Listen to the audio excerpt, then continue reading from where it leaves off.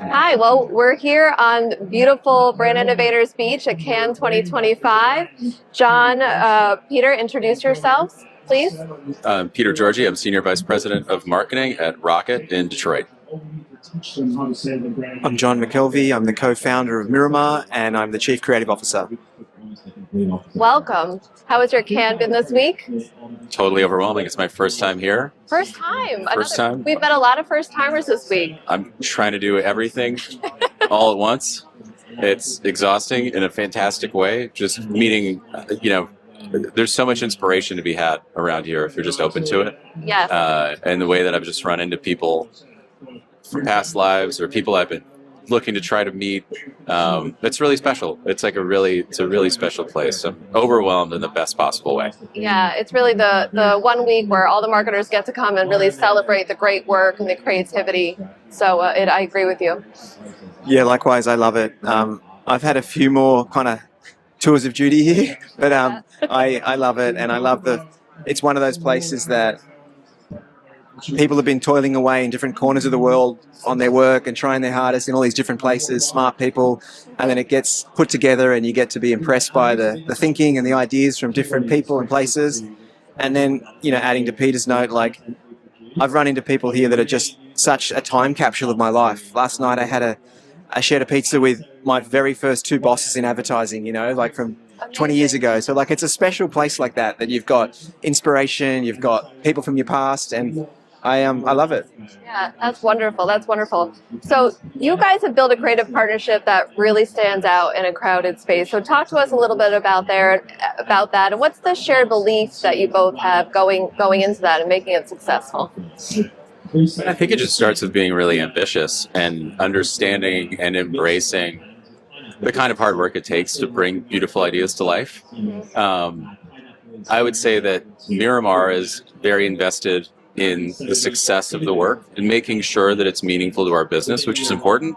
And Rocket is invested in the creative impact and, frankly, like the beauty and the staying power of bringing great ideas to life. And so you sort of meet somewhere in the middle where it's not just all about the commercial impact. It really is about changing culture, about being like a culturally resonant brand. And Mirimar are highly aware and attuned to the fact that what we do needs to create business. It needs to do both, and there's no separation between commercial and cultural. I love that. Well said, Peter. I feel like any great relationship is based on trust and feeling respected and feeling secure, and then that human side of you that can open up and it can access your creativity because you feel like you're in an environment that it's safe. And so that's been a really good relationship because I felt the whole agency has felt respected and believed in from day one. And then I think we have a shared belief that actually the biggest risk is doing work that's forgettable. Like it's strategically responsible to be bold, to be brave, to take big swings, not silly, uncalculated risks, but like, let's make it extremely something. Let's touch people's hearts. Let's move the brand forward. Like, none of us are here to kind of just contribute more expensive wallpaper. We want to like make great historic work together. So there's a real meeting of the minds. Peter, you've said Rocket doesn't chase awards, it chases results. So what does creative excellence mean in this performance-driven world? I've talked to a lot of CMOs this week where they're shifting a lot of their dollars more performance to performance marketing. They're being pressured to do so. So how do you think about those things? I mean, my short definition of creative excellence is stuff that my mom can brag to her sisters about, which is that's not a great metric. But I kind of mean it. It's like, I actually just want to make work I can be really proud of. And I want to make it with people I care about. And like, that's good enough for me. That's really special. If I can make beautiful things, with people who I love working with, isn't that the best job in the world? Like, isn't that just incredibly special? But we also, the commercial side of it matters, right? And so there is no long term if you don't take care of the short term. Right. And so there's no part of Rocket's marketing team who will tell you, let's shift 100% of our spend to brand and wait 3 years, for leads to come back. It's like, we're not doing that. We have to be responsible marketers. Right. And collectively, we believe that the answer is always both. You should have performance marketing. You should track your leads. You should track results. You should segment. You should, customize and target. And you should aspire to be culturally resonant. There's no separation between those things. And I understand brands that are being challenged to invest more in performance marketing exclusively. You get an immediate measurement and an immediate payoff. But we've spent a lot of time thinking about how to quantify the life cycle of impact of brand investment, because it's not tomorrow. But mortgages aren't, they're not a spur of the moment purchase, right? It's not an impulse buy. It's something that's very considered. You might buy a home every 4 or 5 years. It might be every 30 years. Yes. And so that sort of like awareness building, advocacy building, affinity building, creative work is accretive to our business. It's just going to be over time. So if you evaluate brand marketing the same way that you evaluate performance marketing, you're going to have a bad time. It makes no sense to do that. And so I think we have an understanding of that discipline, and that if you cut brand dollars, it might not matter tomorrow. It will matter at some point in the future, and you'll wish you'd invested, a year ago, 2 years ago. So I think it's being able to think short term and long term at the same time, and understand how those things work together and interact really effectively. Yeah, no, well said, and it's a complex situation that CMOs find themselves in nowadays with fragmentation and everything going on there. So, but things will never get less fragmented. Like, we have to embrace that. It's not Right. going to get easier. The days of, I'm jealous of people who were marketers in the 70s who would buy a spot on CBS, Yes. then a page in the New York Times, and that's 50% of America, right? Like, their heads would explode if you showed them what we have to be conscious of. Mhm. But it's not going to change. We're not going back. It's not going to get any easier. And so we have to embrace that and adapt. That's why I love this business. I've never been bored. I'm as challenged today as I was my first day as an intern. I'm like, what a gift. Like, how awesome is that? It is awesome. a gift. I love that philosophy.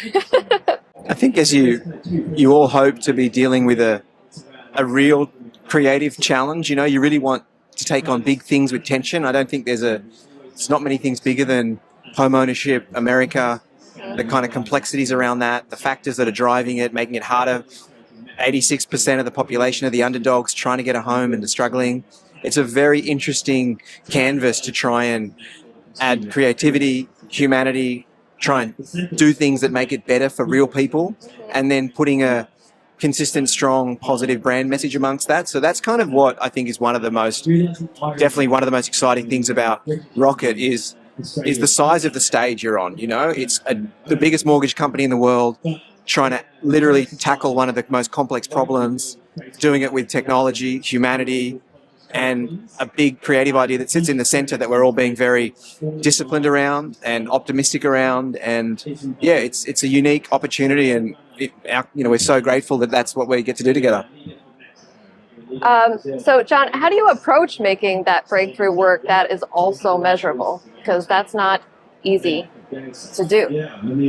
Well, it starts with the core creative idea. What's that big enduring idea that we can truly believe in? The North Star that makes sense to the business.